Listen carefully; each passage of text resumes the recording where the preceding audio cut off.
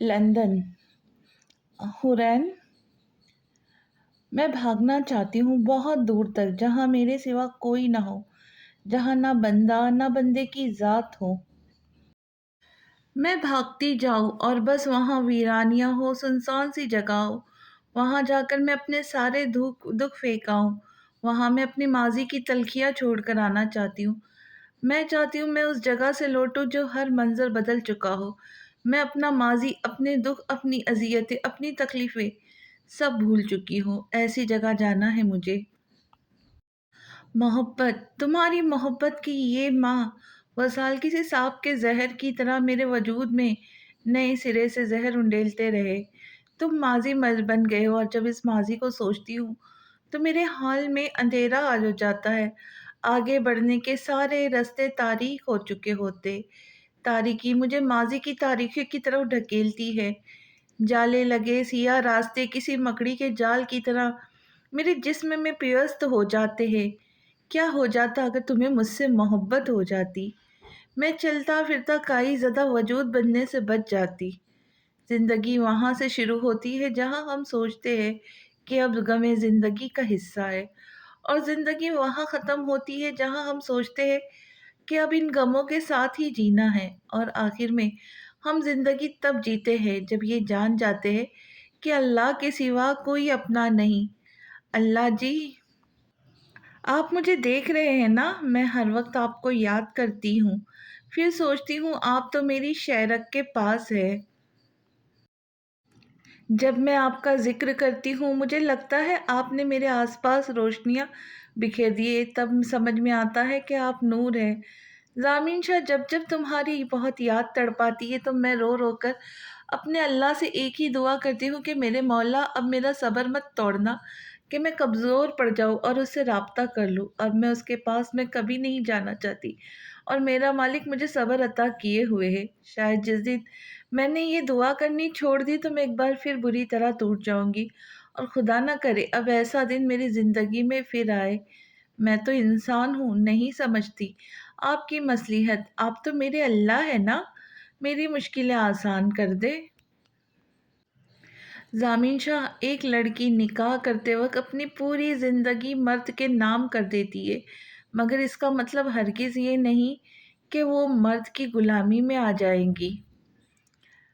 मैंने तुमसे इतनी मोहब्बत की है कि मुझे खुद से नफ़रत होने लगी है। हुरैन कैम्ब्रिज यूनिवर्सिटी की राहदारियों से गुज़र रही थी, लेकिन वो आज भी खुद से जंग लड़ रही थी। 6 साल बाद शीशे की खिड़की के पास खड़ी, हाथ में कॉफ़ी का मग पकड़े, वो बाहर का दिलकश मंज़र देख रही थी। बाहर आज मौसम काफ़ी अच्छा था, या शायद आज उसके दिल को हर चीज़ अच्छी लग रही थी। सड़कों पर पड़ी बर्फ़ पिघल रही थी, आज हल्की धूप भी थी। ये फितरत है कि अगर इंसान के अंदर का मौसम अच्छा हो, तो उसे हर मौसम अच्छा लग रहा था। डार्क ब्लू कलर की घुटनों से थोड़ी ऊपर तक आती शर्ट और लाइट ब्राउन कलर का ट्राउज़र, सर पर ब्लू कलर का ही स्टॉलर लिए, वो उस हसीन मंज़र का दिलकश मंज़र लग रही थी। आज उसके चेहरे पे ऐसी मुस्कुराहट थी, कोई एक बार उसे देखता तो दिल ही दिल में उसकी नज़र उतारता। वो भी अपनी ही कन्वेक्शन सेरेमनी से वापस लौटी थी। आज उसकी ज़िंदगी का सबसे बड़ा दिन था। कॉफ़ी का सिप लेते हुए वो अब अपने माज़ी में खो चली थी। Hurain, you know what? I am so excited, तुम्हें स्कॉलरशिप पे एडमिशन मिल गया। वाओ यार, पार्टी तो बनती है, निदा चहकती हुई कह रही थी। आज तो हुरैन के चेहरे पे भी मुस्कुराहट थी, उसका ख्वाब था जो पूरा होने जा रहा था। सही कह रही है निदा अपी, आप, पार्टी तो बनती है। लव यू अलॉट अपी। रामीन भी खुशी से हुरैन के गले लगी थी। चलो ना हुरैन, आज हम तीनों बाहर घूमने चलते हैं। निदा ने फौरन प्लान बनाया। नहीं यार, आज नहीं, मेरी तबीयत आज नहीं, आज ठीक, आज बिल्कुल भी। क्या हुआ हुरैन बच्चे? क्या हुआ तबीयत को? समरीन बेगम ने कमरे में दाखिल होते हुए कहा, क्योंकि वो हुरैन की बात सुन चुकी थी। कुछ नहीं आंटी, बस वैसे ही कुछ दिनों से थकावट सी रहती है, हर वक्त वीकनेस से बी यू है, may be you don't worry. Hurain ने उनको फ़िक्रमंद होते देखा था। دیکھا میں کہتی ہوں نا آپ کو، دیکھا کیا حال بنایا ہوا ہے آپ نے اپنا، کھاتی پیتی تو کچھ نہیں آپ، پھر ویکنیس تو ہوں گی۔ سمرین بیگم اس کا ماتھا چھوتے فکر مندی سے گویا ہوئی۔ آنٹی میں ٹھیک ہوں، پلیز آپ فکر نہیں کریں۔ سمرین بیگم کی فکر مندی دیکھ حورین کی آنکھیں بھر رہی تھی۔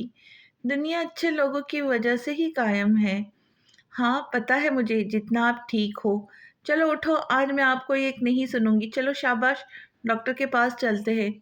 اس کی کیا ضرورت ہے آنٹی، میں ٹھیک ہوں۔ حورین ماما بالکل ٹھیک کہہ رہی ہے، تم بہت زیادہ ویک ہو گئی ہو۔ کافی دیر سے خاموش بیٹھی ندا بولی۔ ہاں بیٹا چلو، یہ کہہ کے سمرین بیگم نے حورین کا ہاتھ پکڑ لیا اور اسے لیے ہاسپٹل چلی گئی۔ وہ جب سے ہاسپٹل سے آئی تھی ایسے ہی اسٹل خاموش بیٹھی تھی۔ ڈاکٹر کے الفاظ اس کے کانوں میں اب تک گونج رہے تھے۔ شی از ایکسپیکٹنگ حورین۔ سمرین بیگم پچھلے 2 گھنٹے سے اس کے پاس بیٹھی تھی، لیکن حورین ہاسپٹل سے آنے کے بعد بالکل خاموش سی ہو گئی تھی۔ آخر انہوں نے ہی اسے مخاطب کر ہی لیا۔ میری ابھی اور بھی آزمائش ہے آنٹی، ٹرانس کیفیت میں حورین بولی تھی۔ ہمت رکھو بیٹا، یہ اللہ کے کام ہے، انسان بے بس ہے مالک کے آگے۔ آنٹی میں اس شخص کو بھولنا چاہتی ہوں، پھر یہ سب خدا بہتر جانتا ہے بیٹا، جس روح نے دنیا میں آنا ہے وہ تو آ کر رہیں گی۔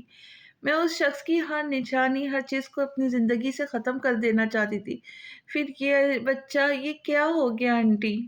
حورین بیٹا صبر رکھو، اللہ بہتر اسباب بنائے گا، تم فکر نہیں کرو، بس اپنی صحت کا خیال رکھو اور پریشانی لینی چھوڑ دو، یہ آپ کی صحت کے لیے، آپ کے بچے کے لیے ٹھیک نہیں۔ خوش رہا کرو۔ میں ان کو کبھی معاف نہیں کروں گی آنٹی، کبھی نہیں۔ وہ روتے ہوئے ان کے گلے لگ گئی۔ وہ حقیقت کو بہت مشکل سے تسلیم کر پائی تھی۔ یہ خبر سن کر وہ شروع میں تو کافی گمسم ہو گئی تھی، لیکن پھر آہستہ آہستہ وہ زندگی کی طرف لوٹنے لگی۔ شاید یہ بچہ اب اس کی جینے کی وجہ بن چکا تھا۔ اس دوران وہ باقاعدگی سے یونیورسٹی جاتی تھی، سب اس کا ہر طرح سے خیال رکھتے تھے۔ رامین اور ندا تو ہر وقت اس کے آگے پیچھے گھومتی، ہر طرح سے اس کا خیال رکھتی تھی۔ چند ماہ بعد اس نے ایک شہزادے جیسے بیٹے کو جنم دیا۔ بچے کے آنے سے ان سب کی زندگی میں جیسے بہار آ گئی۔ آصف صاحب اور سمرین بیگم تو بے انتہا خوش تھے، لیکن انہیں بس حورین کی طرف سے بہت دکھ ہوتا کہ ابھی اتنی کم عمر میں بچے کا ساتھ نہ ہی شوہر موجود ہے۔ ندا اور رامین تو اس چھوٹے سے شہزادے کو ہر وقت اپنی گود میں رکھتی، بلکہ حورین سے زیادہ تو وہ دونوں اس کا ہر کام کرتی، اسے اپنے سینے سے لگا کر رکھتی۔ حورین بھی وقت کے ساتھ ساتھ کافی مضبوط ہو گئی تھی، لیکن پھر بھی اکثر ماضی کو یاد کر کے اس کی آنکھوں سے آبشار بہنے لگتے اور اتنا کہتی، میں آپ کو کبھی معاف نہیں کروں گی، کبھی نہیں۔ حورین کی روٹین کافی سخت تھی، اپنے بیٹے کے ساتھ ساتھ وہ اپنی پڑھائی بھی کرتی تھی۔ اس ٹف روٹین میں سب اس کا ساتھ دیتے۔ وقت کے ساتھ ساتھ وہ کافی بہادر ہو گئی تھی، لیکن اسے آج بھی ایک ڈر تھا، وہ تھا ضامن کا ڈر، اور یہ خیال آتے ہی اس کو ضامن سے خوف آتا۔ اس طرح 6 سال بعد بھی اسے ضامن کی وحشت یاد آتی تو اسے پسینے آنے لگتے۔ اگر انہیں پتہ چل گیا کہ میں نے ان کے بیٹے سے ان کو اتنے سال دور رکھا ہے تو میرا بچہ مجھ سے چھین لیں گے، وہ مار دیں گے مجھے۔ ماضی کی یادوں سے وہ حال میں آئی تھی، لیکن اس کے ماتھے پر اتنی سردی میں بھی پسینے کے قطرے گرنے لگے تھے۔ آنی، ویئر از مائی موم؟ وہ پریشانی کھڑی تھی کہ کچھ آوازوں نے اسے اپنی طرف متوجہ کیا، جس کی آواز اسے سنائی دی تھی۔ اس کی زندگی کی امید یہ وہ آواز تھی جسے سن کر اس کے ہر زخم کا مداوا ہو جاتا تھا، وہ چاہے جتنی بھی اداس ہوتی، اس آواز کو سن کر اس کے چہرے پر ایک خاص مسکراہٹ آ جاتی تھی۔ عرش، وہ کافی کا مگ رکھ چکی تھی اور دروازے کی جانب بڑھی تھی، لیکن ایک 5-6 سالہ بچہ جو ہاتھ میں رزلٹ کارڈ پکڑے بھاگتا ہوا اندر آیا، حورین کے گلے لگ گیا۔ لو یو مام، حورین کے دونوں گالوں پر کس کر کے وہ بولا۔ حورین اس کے اس انداز میں مسکرائی۔ Love you too prince. اب حورین نے بھی اس کے دونوں گالوں پر بوسہ دیا اور عرش کو بغور دیکھنے لگی۔ وہ بالکل اپنے باپ جیسا دکھائی دیتا تھا، آنکھیں، ناک، ہونٹ، بال، لیکن پلکیں حورین کی طرح گھنی تھی اور چہرے پر بلا کی معصومیت بھی حورین کی طرح تھی، تمہاری معصومیت بھی میرا دل نہیں پگھلا سکتی حورین۔ کئی سال پہلے بولے گئے ضامن کے الفاظ آج بھی اسے یاد تھے۔ اس کی آنکھوں میں پانی بھرنے لگا۔ "What happened, Mom? Why are you so upset?" عرش نے حورین کا چہرہ اپنے چھوٹے چھوٹے ہاتھوں سے تھاما اور پوچھنے لگا، "Nothing, my son." حورین نے اس کے دونوں ہاتھوں کو تھاما اور باری باری بوسے دیے۔ "Mom, please look this." عرش نے رزلٹ کارڈ حورین کے آگے کیا، لیکن حورین نے کارڈ لے کر سائیڈ پر رکھ دیا اور عرش کو گلے لگا لیا۔ "I am proud of you, میری جان." "I am also proud of you, Mom." "Yes, we proud of you, حورین." آپ نے سر فخر سے بلند کر دیا ہمارا۔ "Look at her, all of you." لڑکی کو ایسے مضبوط ہونا چاہیے۔ دیکھو بیٹے کے سنبھالنے کے ساتھ ساتھ حورین نے نہ صرف اپنی پڑھائی پوری کی بلکہ بہت اچھے گریڈز حاصل کیے اور ساتھ ساتھ آفس کے کام بھی کر رہی تھی۔ "I am proud of you, حورین بیٹا." آصف صاحب کے ساتھ سمرین بیگم اور نیدا رامن بھی تھی۔ نظر نہ لگے، ماشاء اللہ۔ سمرین بیگم نے دونوں کو باری باری سر پہ بوسہ دیا۔ "کہاں کھوئی ہوئی ہو حورین؟" نیدا اس کے کمرے میں ناک کر کے داخل ہوئی تھی، لیکن حورین چیئر کے پشت پر ٹیک لگائے کسی غیر مرئی نقطے کو دیکھ رہی تھی۔ "نہیں، کہیں نہیں، بس ویسے ہی سوچ رہی تھی۔ عرش اتنا بڑا ہو گیا." حورین سیدھی ہو کر بیٹھی اور مسکراتے ہوئے کہا، "ہاں، صحیح کہہ رہی ہو، ہمارا چھوٹو بڑا ہو گیا." نیدا کے لہجے میں بہت پیار تھا۔ جانتی ہو آج اس کی ٹیچر کیا کہہ رہی تھی؟ کہتی، "عرش ایک بریلینٹ اسٹوڈنٹ کے ساتھ ساتھ میچور بچہ ہے، بولتا بہت کم ہے بٹ ہر بات کو فوراً پک کرتا ہے، نوٹ کرتا، سمجھتا ہے، ضد نہیں کرتا." ہاں، یہ بات تو ہے یار، عام بچوں کی طرح نہیں ہے اپنا عرش، بلکہ باکام بڑی بڑی باتیں کرتا ہے۔ ابھی پاپا کو ایڈوائس دے رہا تھا کہ ایسے کرے، نانو ایسے کرے، یہ سب اس نے تم سے سیکھا ہے۔ تم شروع سے اسے اپنے ساتھ ساتھ ہوٹل لے کے جاتی ہو، تمہیں مینجمنٹ کرتے ہوئے دیکھتا ہے۔ دیکھو اب کتنا سمجھدار بچہ بن گیا ہے۔ بے شک وہ شکل صورت میں اپنے باپ جیسا ہے، لیکن وہ انٹیلیجنٹ بالکل تمہارے جیسا ہے۔ دونوں ماں بیٹا ایک جیسے ہو۔ ماں کیمبرج یونیورسٹی کی ٹاپ اسٹوڈنٹ میں سے ایک ہے اور بیٹا بھی کسی سے کم نہیں۔ انگریزوں کے بچوں کو بھی پیچھے چھوڑ دیا اس نے۔ نیدا اس کے سامنے والی چیئر پہ بیٹھی اور پاس ٹیبل پر پڑا ایک فریم اٹھایا جس میں حورین اور عرش کی تصویر تھی۔ اس فریم کو دیکھتی وہ بولی تھی، جس کی بات سن کر جہاں حورین مسکرائی تھی وہیں ایک پل کو اس کے چہرے پہ اداسی آئی تھی جسے وہ فوراً چھپا گئی تھی۔ "حورین، ایک بات پوچھوں؟" نیدا اس کے چہرے پہ آئی اداسی دیکھ چکی تھی۔ اس کے چہرے پہ نظریں جمائے وہ بولی تھی، "اگر ضامن کے بارے میں ہے تو پلیز چینج دا ٹاپک." حورین کو پتا تھا نیدا نے ہمیشہ کی طرح وہی کہنا ہوگا۔ "کب تک بھاگوں گی یار، 6 سال ہو گئے ہیں، تم اس بات سے بھاگ رہی ہو۔ دیکھو حورین، اپنا سوچو یار، کوئی فیصلہ کرو، ایسے ساری عمر کیسے جیوں گی؟ ضامن سے طلاق لے لو اور دوسری شادی کا سوچو۔ عرش کا سوچو، سے باپ کی ضرورت ہے حورین." نیدا آج وہ بات کہی آ گئی تھی جو سب حورین کو کہنا چاہتے تھے لیکن کہہ نہیں پاتے تھے۔ "نہیں نیدا، نہ میرے بیٹے کو کسی کی ضرورت ہے نہ مجھے، میں اس کے لیے سب کچھ ہوں اور عرش میرے لیے." حورین کی آواز میں ایک درد تھا۔ وہ جانتی تھی اس نے عرش کو کیسے سمجھایا جب ایک دفعہ اس نے اپنے باپ کا پوچھا تھا۔ لیکن حورین، عرش بہت فیل کرتا ہے ہر بات۔ کل ایمی کو کہتا کہ اس کے ڈیڈ پاکستان میں ہے اور پولیس آفیسر ہے، بہت بریو ہے، وہ بھی اپنے ڈیڈ کی طرح بنے گا۔ اللہ نہ کرے وہ اپنے باپ جیسا بنے۔ میں اپنے بیٹے کو ضامن کے سائے سے بھی دور رکھنا چاہتی ہوں۔ نیدا کی بات سن کر اس کے دل میں درد سا اٹھا تھا۔ "کب تک یار، کب تک دور رکھوں گی؟ یو نو واٹ، عرش ضامن کو اپنا آئیڈیل مانتا ہے." نیدا اس کے دل کی حالت سمجھ رہی تھی، لیکن آج وہ بات کو کسی فیصلے تک پہنچانا چاہتی تھی۔ "نیدا، میں نے کہیں غلط تو نہیں کیا عرش کو ضامن کے بارے میں بتا کر؟"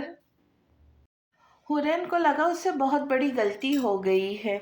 "نہیں، غلط نہیں کیا، بلکہ اچھا کیا عرش کو بتا کر۔ کم از کم اسے اپنے باپ کا پتا تو ہے نا۔ سوچو اگر تم اسے نہ بتاتی تو اس کے ذہن پر کتنا برا اثر ہوتا۔ کئی سوال ہوتے اس کے ذہن میں کہ اس کا باپ کون ہے، کہاں ہے۔ اب اسے یہ پتا ہے نا کہ اس کا باپ اپنی جاب کی وجہ سے اس سے دور ہے." نیدا اس کو اداس دیکھ کر بولی تھی، "لیکن نیدا، اسے انتظار ہے اپنے باپ کا." یہی سوچ حورین کو پریشان کرتی تھی۔ اسی لیے تو کہہ رہی ہوں کورٹ میں خلا کا کیس فائل کر دو اور پھر شادی کر لینا۔ ندا نے اپنی بات طرف سے ایک حل نکالا جسے سن کر حنین نے اپنا سر تھام لیا۔ تم پاگل تو نہیں ہوگی؟ تمہیں یہ سب اتنا آسان لگتا ہے؟ چلو اگر ہو بھی جائے تو ایسا تو پھر بھی میں کبھی بھی دوسری شادی نہیں کر سکتی، کبھی نہیں۔ حورین غصے سے بولی تھی، ندا کی باتیں اسے تپا گئی تھی۔ حورین یار، ابھی ندا کچھ بولتی اس سے پہلے دروازے پہ دستک ہوئی۔ آ جائے، حورین نے آنے والے کو اجازت دی۔ Mom I want to sleep with you, mom I want to sleep with you. Arish نیند سے بھری آنکھیں لیے حورین کے پاس آ پوچھا، ہے ارش، آنی از ہیئر۔ ارش کو دیکھتے ہی ندا کو اس کی معصومیت پر پیار آیا۔ ندا کی بات پر ارش نے ندا کو دیکھا۔ ندا چیئر سے اٹھی اور ارش کو بہت سا پیار کیا۔ اوکے بھائی، I have to go, good night prince, bye Hoorain. Nida یہ کہتی ہوئی چلی گئی جبکہ حورین نے ارش کا ہاتھ پکڑا اور اسے بیڈ پر لٹایا اور خود بھی اس کے ساتھ لیٹ گئی۔ مام، حورین لیٹتے ہی ارش بولا، جی جی مما کی جان۔ اس کے ماتھے پہ بوسہ دیتے ہوئے حورین بولی، مام میں ڈیڈ کو کیسے بتاؤں آئی گاٹ 100% ان اسٹینڈرڈ 2۔ مام میں ڈیڈ کو کیسے بتاؤں آئی گاٹ 100% ان اسٹینڈرڈ 2۔ ارش نے حورین کو دیکھتے ہوئے کہا۔ ارش کی بات پر حورین نے ارش کو بغور دیکھا۔ اب اس کی آنکھوں میں نیند کا شبہ بالکل بھی نہیں تھا۔ ارش، آپ کو تو ابھی نیند آ رہی تھی؟ حورین اس کی چھوٹی سی ناک دبا کر بولی۔ اوہ یا مام، نیند تو آ رہی ہے بٹ بتائیں نا ڈیڈ کو کیسے بتاؤں؟ ارش اب بھرپور انداز میں بولا تھا۔ اچھا بتاؤ، کیا بتاؤں گی اپنے ڈیڈ کو؟ حورین نے اس کا دھیان بٹانے کی وجہ سے پوچھا۔ میں انہیں بتاؤں گا کہ ارش's mom also got medal۔ ارش اس قدر معصومیت سے بولا کہ حورین ہنسنے لگی۔ اوکے ارش، اب سو جاؤ، حورین بلینکٹ اس کے اوپر کرتی بولی۔ مام، ارش نے بلینکٹ چہرے سے ہٹا کر حورین کو پکارا۔ ارش! حورین نے بھی اس کے انداز میں اس کا نام پکارا۔ مام ہالیڈیز ہے please, I want to talk you. Arish پھر سے بلینکٹ ہٹاتا ہوا بولا۔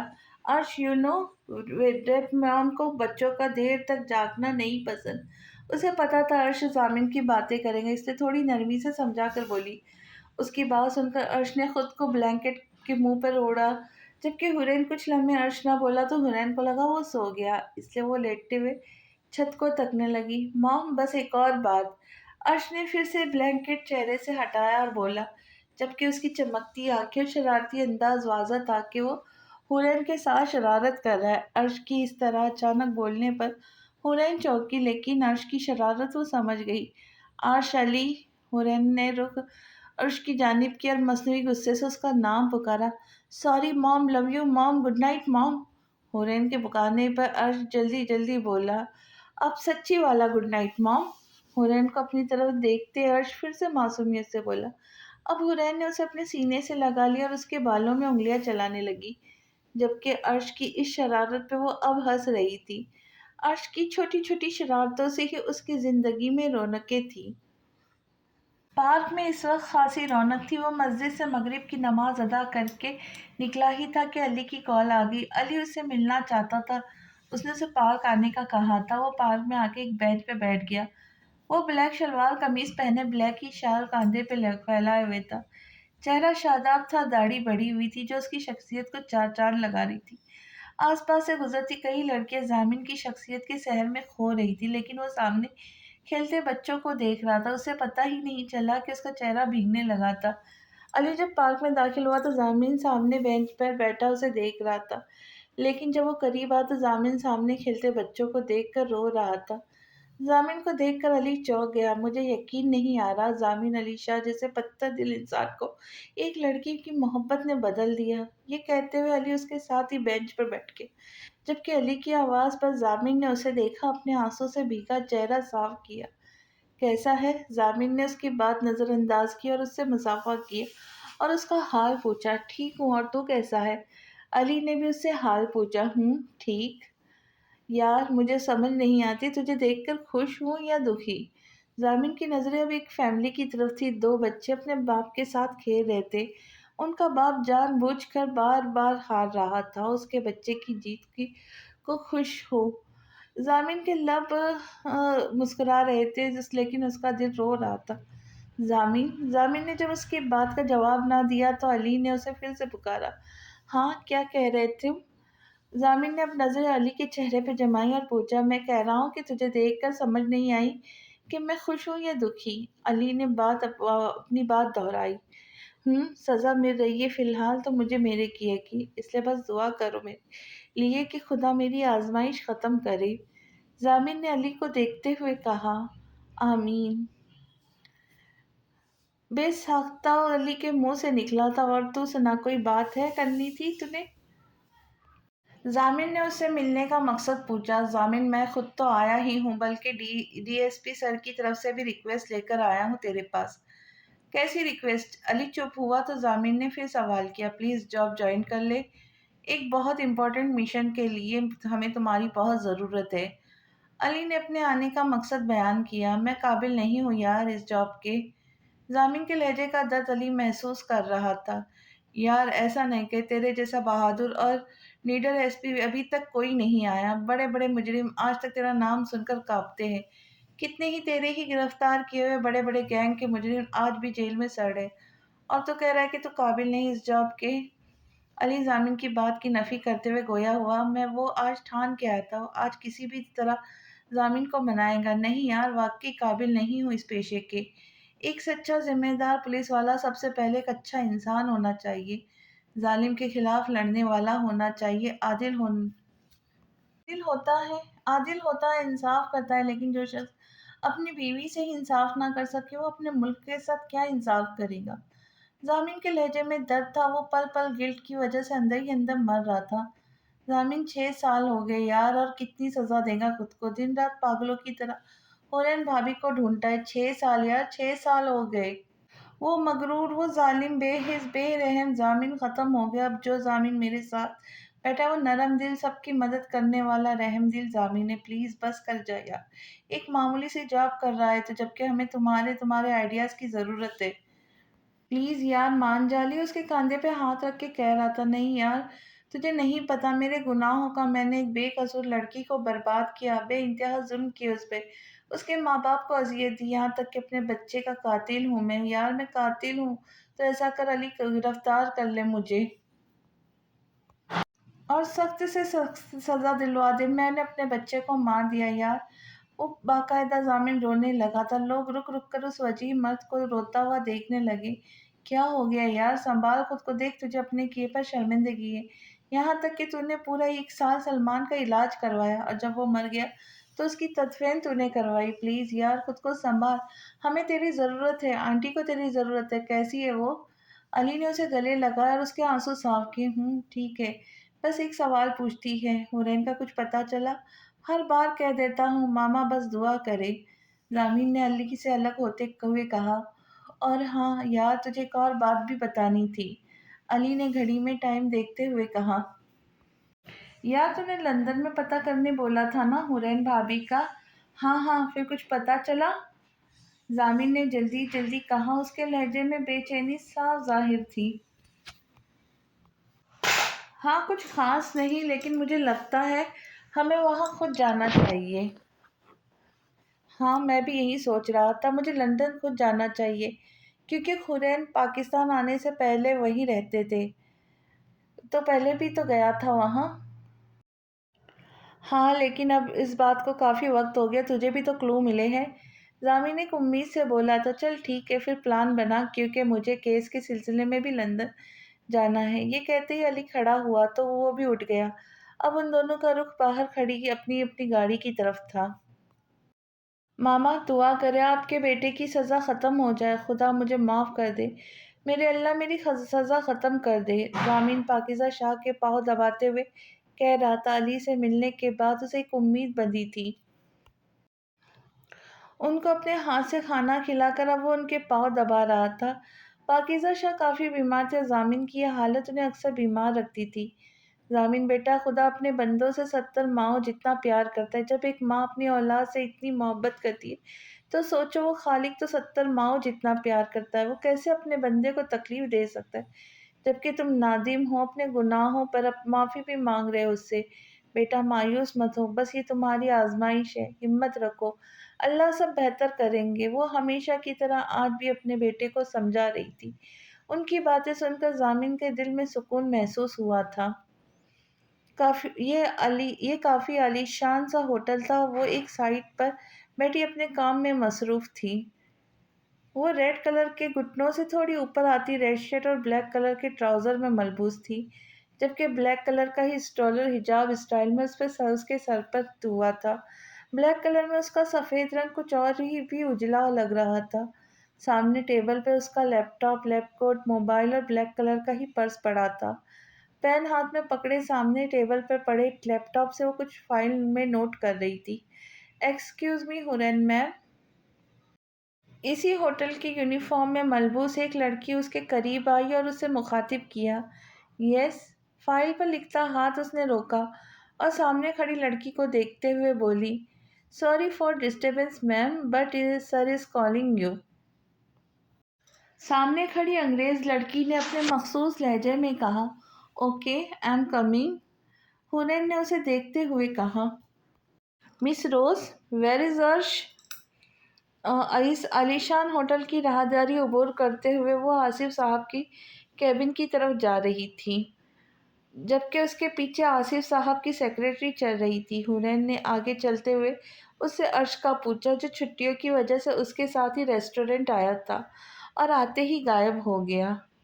मैम, अर्श sir is with sir Herbert. Miss miss रोज ने हुरैन के पीछे चलते हुए कहा। मिस रोज की बात पर हुरैन के चेहरे पे बेसाख्ता मुस्कुराहट आई। वो 6 साल से आसिफ के साहब के होटल में जॉब कर रही थी। मेडिकल की टफ पढ़ाई के साथ उसका जॉब करना बहुत मुश्किल था, लेकिन वो अपना रामिन का अर्श का बोझ आसिफ साहब के सर पे नहीं डालना चाहती थी। उसकी खुद की मेडिकल की पढ़ाई, रामिन की पढ़ाई और फिर अर्श का खर्चा, इसलिए उसने पढ़ाई के साथ जॉब भी स्टार्ट कर दी।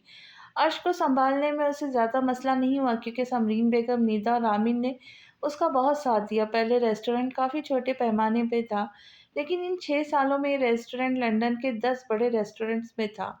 आसिफ साहब ने उसे जॉब करने से बहुत दफ़ा मना किया, लेकिन फिर हुरैन की खुददारी की वजह से वो चुप हो गए। हुरैन बेटा, आप आ गई? आसिफ साहब केबिन से निकलते हुए बोले, और फिर हुरैन और आसिफ साहब केबिन के अंदर चले गए। अर्श कहाँ है बेटा? अंकल, वो हर्बर्ट के साथ है। हुरैन ने उनके सामने वाली चेयर पर बैठते हुए कहा। हाँ हाँ हाँ हाँ, अब देखना, अब हमारा छोटा शहजादा रात को हमारे साथ मीटिंग करेगा। नानू, ये होना चाहिए, ये करे, वो करे। हाँ हाँ हाँ भाई, बहुत इंटेलिजेंट बच्चा है। आसिफ साहब अर्श की छोटी छोटी शरारतें याद करते हुए बोले थे। हुरैन उनके बात पर मुस्कुराई। आपने मुझे बुलाया अंकल?